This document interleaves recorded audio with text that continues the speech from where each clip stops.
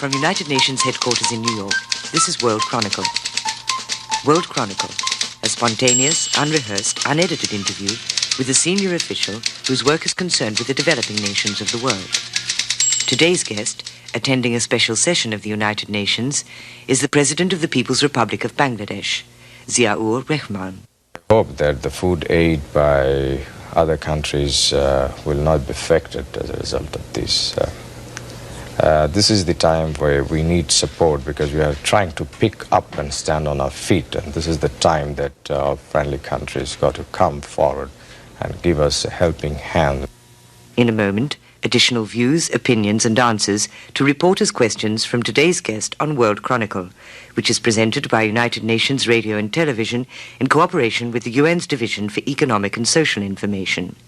Here now is the programme host, news correspondent of the British Broadcasting Corporation, Brian E. Saxton.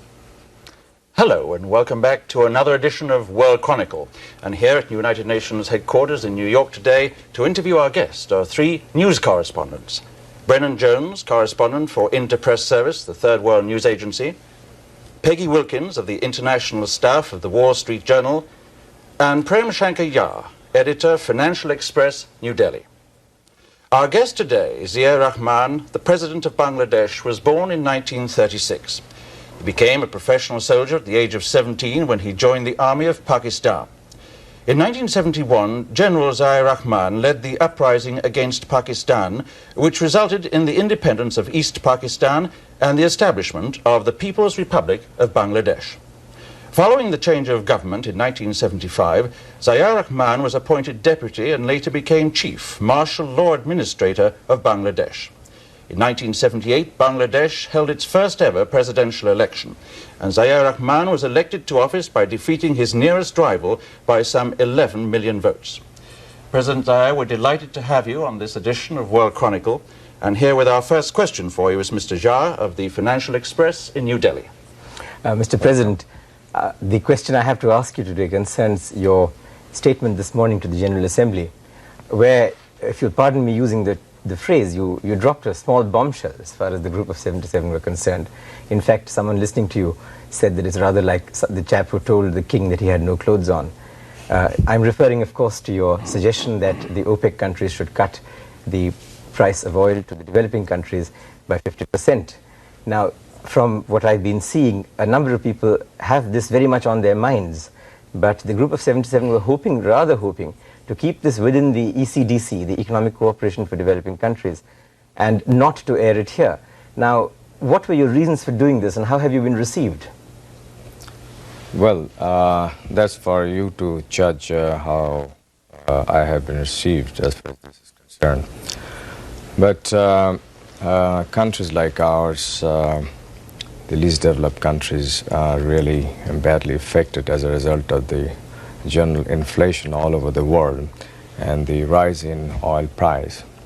On the one hand, we are paying far too much price for oil, and on the other hand, we are having to get from the developed countries finished products at higher and higher price. So on the one hand, we are having to pay a much higher bill for oil, and on the other hand, we are having to pay much higher bill for imported products. This has put us off very badly. So we have to find out ways and means by which we can balance up this maladjustment. And it is with this objective that I suggested that the OPEC countries should think of supplying oil at that price level to the least developed countries. Well, the point is, I think they had rather hoped, if I'm not mistaken, that they would avoid the separation or the isolation of the oil issue or the oil price issue from the other issues of how to recycle the international liquidity, changes in the representation of various countries on the board of governors of IMF and World Bank, and other issues which are structural in nature. Now, your statement seems to have gone against this trend inside the Group of 77. Would you agree with me on that? I don't think so. These are all interconnected. The price of oil has direct bearing on all other issues related to economy, and especially to the developing and least developed countries. So I think this is right. Peggy. Thank you. Yes. I'd like to ask you about the commodity agreements. Does Bangladesh stand to gain from those? And what do you think of the prospects for coming to some commodity agreements out of the UN session? Would you just clearly say what you would like to know? Okay, the agreements that would stabilize prices of commodities, and I assume that you would benefit through jute, for your jute and for your tea, perhaps other commodities. Can you comment on what the United Nations is about to do in terms of stabilizing commodity prices and how Bangladesh could benefit? Yeah, thank you very much.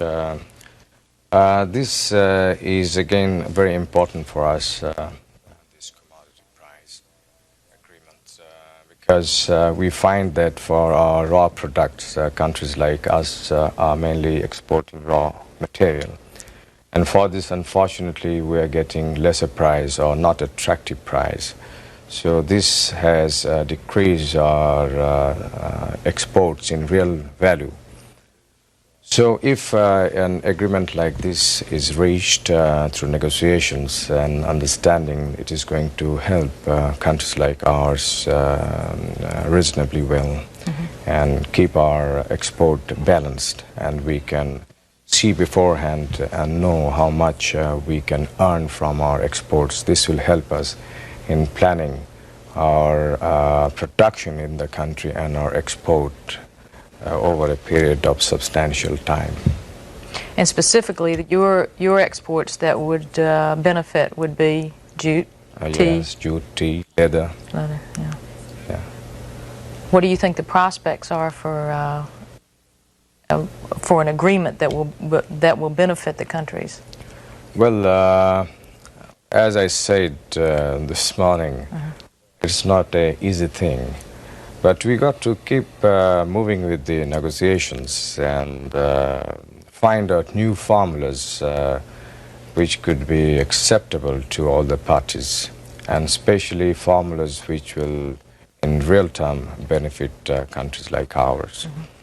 Here, I would like to say one thing, and that is that some of the countries like ours have a lot of untapped resources, unexplored resources, unutilized resources, natural resources. For our country, we can say, such as the gas, natural gas, good prospect for oil, limestone, coal, which have remained unexplored or fully developed. So, this way we would be able to foresee our exports and plan our economy. Mr. President, I'd like to get back to the question about the bombshell that you dropped this morning. The talk in the corridors of the UN and amongst many delegates is that we might see a split here in the group of 77. Are you thinking of trying to take leadership and forming a least developed country bloc to try and move away, a coalition of some sort to deal specifically with your set of problems? And the other question I'd like to ask is, it was hinted by U.S. Ambassador McHenry what the content of your speech would be and that we should watch it closely. Were you consulting with the U.S. government on this, and was there any kind of deal that was struck? The answer to your first question is that there's nothing like that. This is a thing which have been, I understand, mentioned by others earlier. And we felt that it is better to say it here, and I don't think this has any prospect of splitting the group of 77.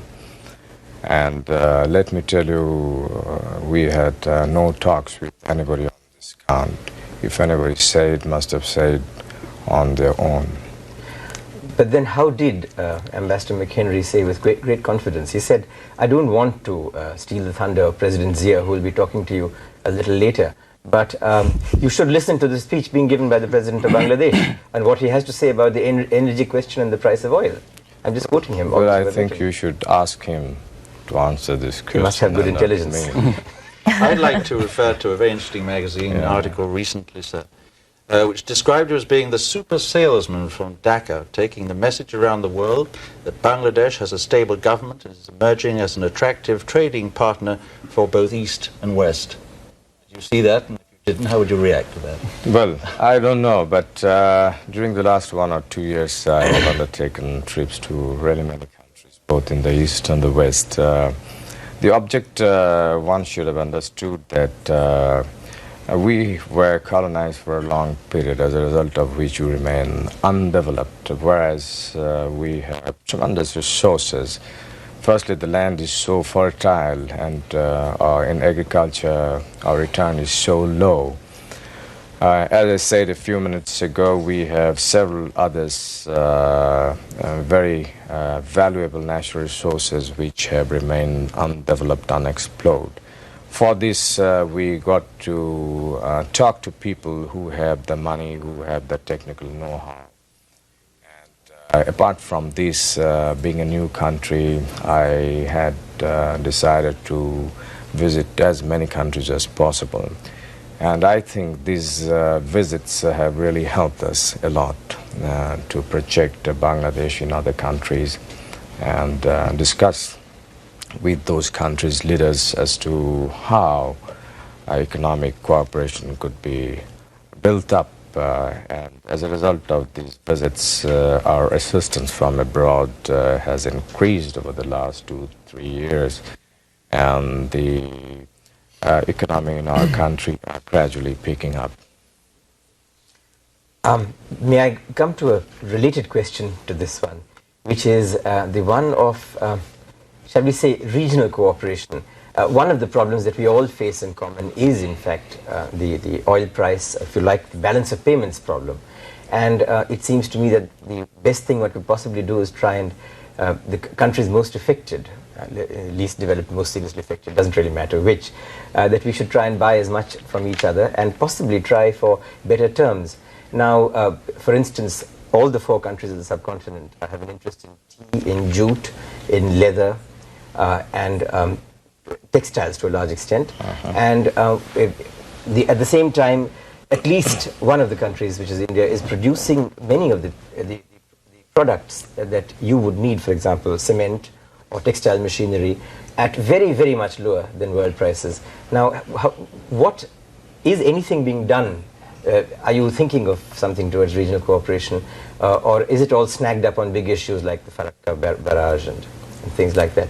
You see, you are aware that a few months ago, Bangladesh proposed a forum on the basis of South Asian countries. And this has been well received by the various countries of South Asia region.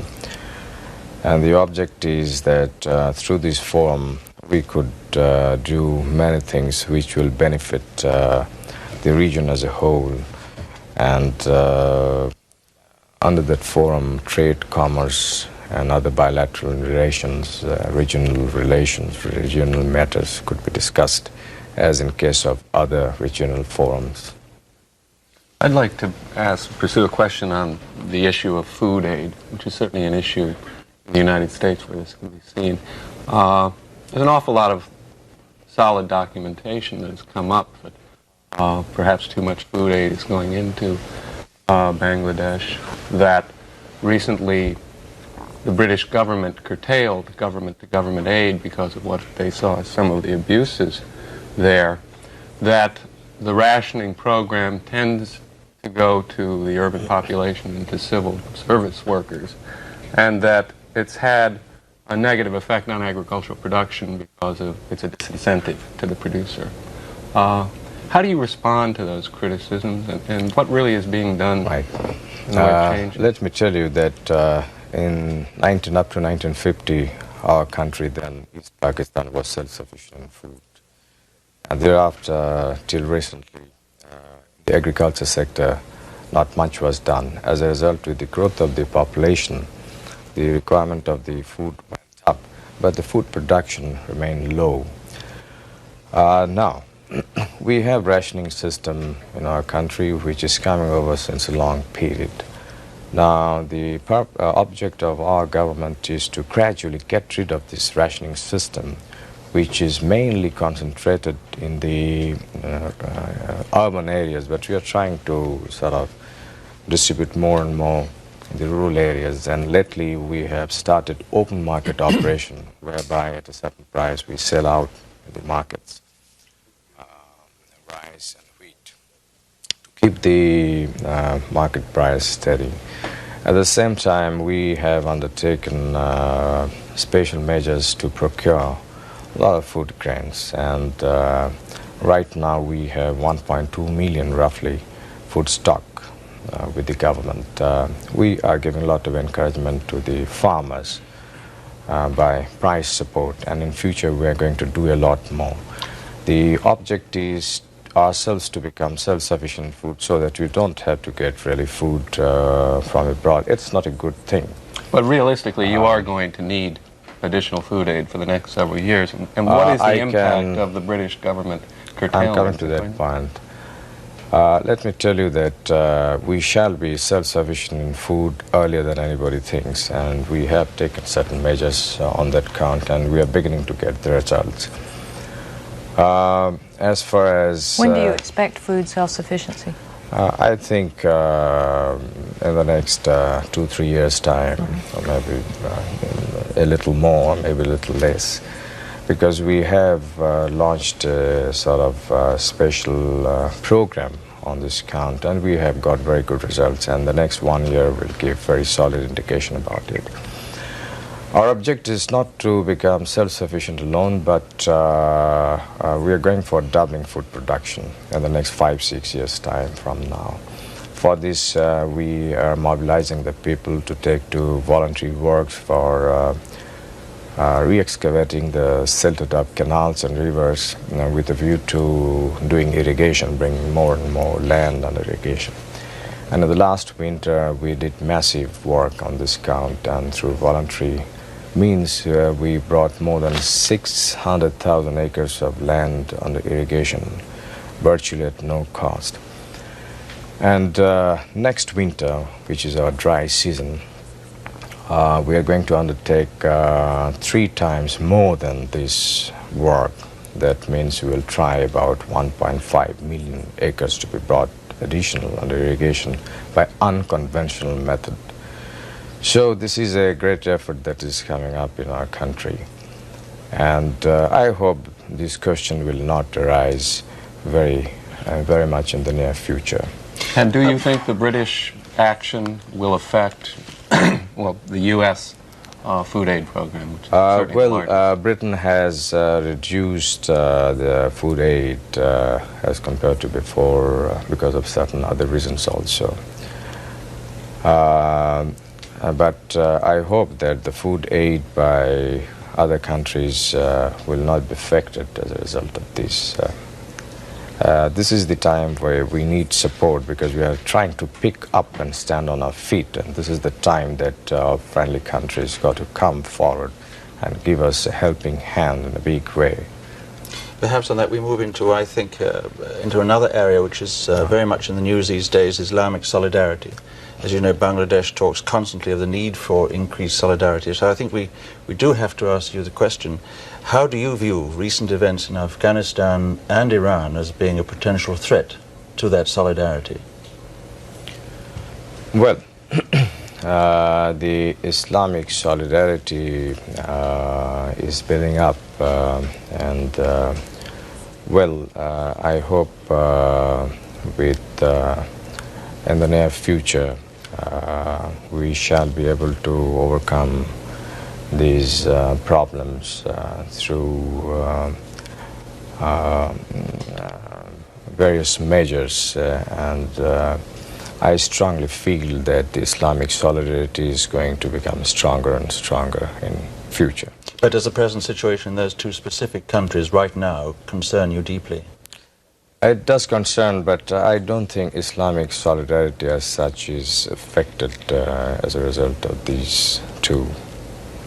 May I ask you something on this? The Islamic bomb, the nuclear bomb being so-called constructed in Pakistan, how do you feel about this? I would be rather ambivalent about this. Here's a country that you fought to liberate yourself from a few years ago, and which is building a bomb, which is allegedly an Islamic bomb, and you are most certainly a part of the Islamic group of countries. Well, what would you feel about this? Well, I know as much as you know, and I understand that they're not making any bomb. Well, I hope that's so, sir. You have better information. But this question of Islam, which you know is very high in everybody's minds these days, that Islam is in the throes of some kind of renaissance, some change. And there's been an unusually strong emphasis being placed on Islamic solidarity. We're back to this continuous phrase which keeps making the headlines. Isn't there the danger perhaps that this kind of policy might be regarded as a sort of isolationist policy? From what? From getting away to that old Islamic concept of greater cooperation and contact between nations. I don't think this will affect that.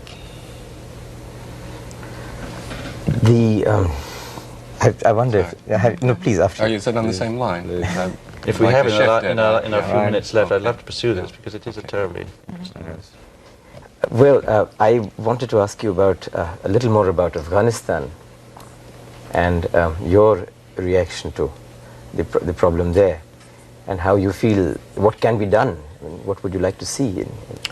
Well, I think our position on Afghanistan is quite clear, and we feel that the foreign troops from Afghanistan should be withdrawn, and the people of Afghanistan should be left on their own to choose their system, political, economic, and government system. Well, I think the obvious other question is Iran. I think your foreign minister in Islamabad in July did say that he thought the situation in Iran was a threat to regional security. And I think there was the idea of setting up a contact group to help solve that problem. What has been the latest news on that? Well, I precisely don't know, but I think they are making all efforts to work out some understanding with the present Afghan people or government. I don't understand. I don't have the exact information, but they are approaching in various ways to realize their objective.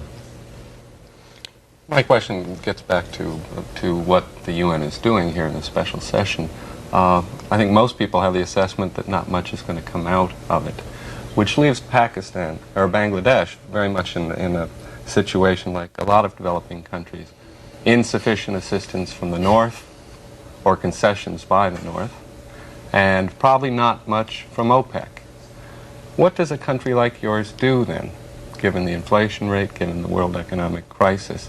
And if you could also follow that up on what do you tell the world in terms of the things you are doing to meet your own energy needs within Bangladesh? Good, I think that's a very good question. It's a very difficult problem, let me tell you. But this should not dishearten us. There should be less of pessimism and more optimism, and we should move forward and negotiate, carry on with the dialogue, talk, and find out formulas which could bring better results in this. As far as we are concerned, we are not sitting idle. We are developing our natural gas, and we have sufficient natural gas. I think in the near future we are going to sort of bring gas under more utilization. We may sell natural gas as LNG and use natural gas as CNG and things like that. And we are now exploring ourselves for oil. There's very strong indication that we have oil, and we hope in the near future we may have oil, we may get oil in our country. Then we have a huge reserve of coal in the northern areas of our country, and we're going to sort of exploit this coal mine. And we're working also on other form of energies to meet our present requirement and also the future requirement. But as time is passing, our own energy requirement is also increasing. So coming around that we got to do something so that the least developed countries do not come under so heavy pressure as a result of the increase in the price of oil.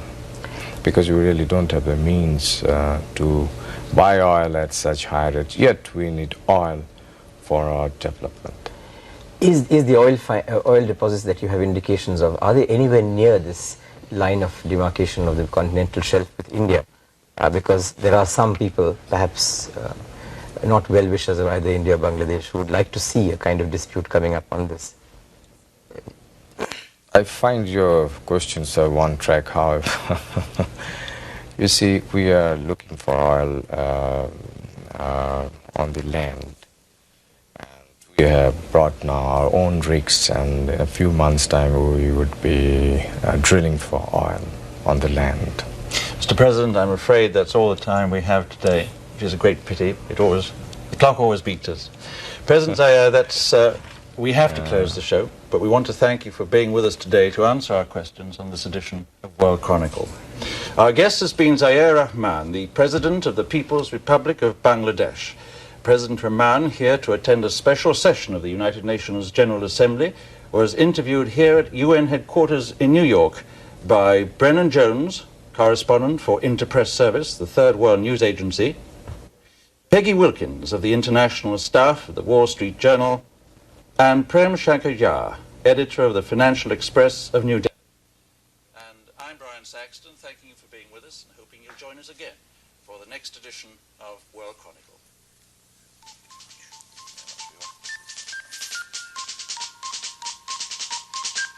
Transcripts of these interviews may be obtained without cost by sending a stamped, self-addressed envelope to World Chronicle, United Nations, New York, 10017. World Chronicle is broadcast in developing and developed nations worldwide and features senior officials whose work is concerned with the developing nations of the world, in spontaneous, unrehearsed, unedited interviews conducted by reporters from press, radio, and television. World Chronicle is a public affairs presentation of this station. It is produced by United Nations Radio and Television in cooperation with the UN's Division for Economic and Social Information. This is Tina Jorgensen speaking.